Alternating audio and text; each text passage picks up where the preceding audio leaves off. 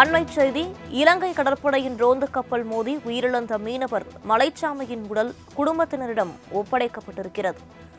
ராமேஸ்வரம் மீன்பிடி துறைமுகத்திலிருந்து கடந்த 31ஆம் தேதி 400க்கும் மேற்பட்ட விசைப்படகுகளில் மீனவர்கள் மீன்பிடிக்க கடலுக்கு சென்றனர். இது தொடர்பான கூடுதல் விவரங்களை வழங்குவதற்காக செய்தியாளர் மதன் இணைப்பில் இருக்கிறார். வணக்கம் மதன், விவரங்களை பதிவு பண்ணலாம். வணக்கம் வினிதா. அதாவது ராமேஸ்வரம் மீன்பிடி துறைமுகத்திலிருந்து மீன்பிடிக்க சென்ற ஒரு விசைப்படகை இலங்கை கடற்படை முட்டி மூழ்கடித்ததில் மலைச்சாமி என்ற மீனவர் ஒருவர் உயிரிழந்தார். அவரது உடலானது இலங்கை கடற்படை அதிகாரிகள் இந்திய கடற்படை அதிகாரிகளிடம் ஒப்படைத்து இன்று சனிக்கிழமை காலை 4 மணி அளவில் ராமேஸ்வரம் மீன்பிடி துறைமுகம் கொண்டுவரப்பட்டு அவரது உறவினர்களிடம் ஒப்படைக்கப்பட்டுள்ளது. அதாவது ராமேஸ்வரம் மீன்பிடி துறைமுகத்திலிருந்து ஜூலை 31ஆம் தேதி சுமார் 400க்கும் மேற்பட்ட விசைப்படகுகளில் மீனவர்கள் மீன்பிடிக்க கடலுக்கு சென்றிருந்தனர்.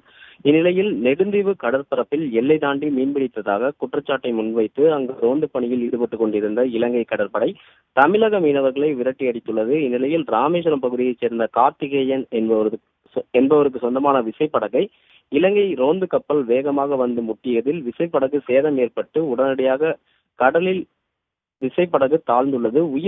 உயிர் பயத்தில் கார்த்திகேயன் படகில் மீன்பிடித்துக் கொண்டிருந்த மூக்கையா, முத்துமுனியாண்டி, மலைச்சாமி, ராமச்சந்திரன் ஆகிய 4 மீனவர்களும் கடலில் குதித்துள்ளனர். இந்நிலையில் சுமார் 40 நிமிடங்களுக்கு மேல் அவர்கள் கடலில் நீச்சல் அடித்துக் கொண்டே இருந்துள்ளனர். அதன் பின் இலங்கை கடற்படை ஒன்றின் பின் ஒன்றாக மூவரையும் மீட்டு தூக்கியுள்ளனர். அதில் மூக்கையா மற்றும் முத்துமுனியாண்டி ஆகிய மீனவர்கள் சிறிய காயங்களுடன் மீட்கப்பட்டனர்.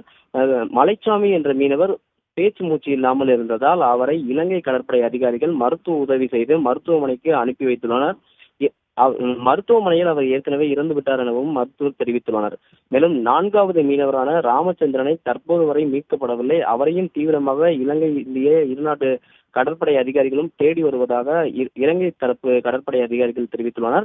இந்நிலையில் மலைச்சாமி என்ற மீனவர் ஒருவர் உயிரிழந்த சம்பவம் அவரது உறவினர்களுக்கு தெரியப்படுத்தப்பட்டவுடன் உறவினர்கள் ராமேஸ்வரம் மதுரை தேசிய நெடுஞ்சாலையில் ஆகஸ்ட் 1ஆம் தேதி சுமார் 3 மணி நேரத்திற்கு மேலாக சாலை மறியல் போராட்டத்தில் ஈடுபட்டதன் எதிரொலியாக தமிழக முதல்வர் மு.க.ஸ்டாலின் மீனவர்கள் இறப்பிற்கு இரங்கல் தெரிவித்து ரூபாய் 10 லட்சம் நிவாரண நிதியை இறந்த மீனவர் குடும்பத்திற்கு வழங்கினார். மேலும் இது சம்பந்தமாக ராமேஸ்வரம் மீனவர்கள் உடனடியாக பாதிக்கப்பட்ட 4 மீனவர்களையும் மீட்டு தர நடவடிக்கை எடுக்க வேண்டும் என கோரிக்கையை வலியுறுத்தி காலவரையற்ற வேலைநிறுத்த போராட்டத்திலும் ஈடுபட்டு வருகின்றனர்.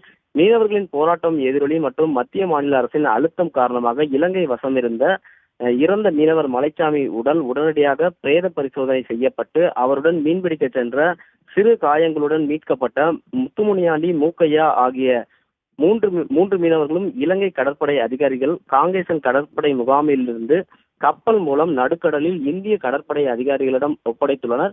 இந்திய கடற்படை அதிகாரிகளிடம் ஒப்படைக்கப்பட்ட பின்னர் அவர்கள் சரியாக ஆகஸ்ட் 3ஆம் தேதி இன்று அதிகாலை 4 மணி அளவில் ராமேஸ்வரம் மீன்பிடி துறைமுகம் வந்தடைந்து மீனவரின் உடலானது தற்போது உறவினர்களிடம் ஒப்படைக்கப்பட்டுள்ளது. வினிதா, மேலும் பாதிக்கப்பட்ட அதாவது 4வது மீனவரின் தேடுதல் பணியை தீவிரப்படுத்த வேண்டும் என்பது ராமேஸ்வரம் பகுதி மீனவர்களின் பிரதான கோரிக்கையாக உள்ளது. வினிதா, விரிவான விவரங்களுக்கு நன்றி மதன்.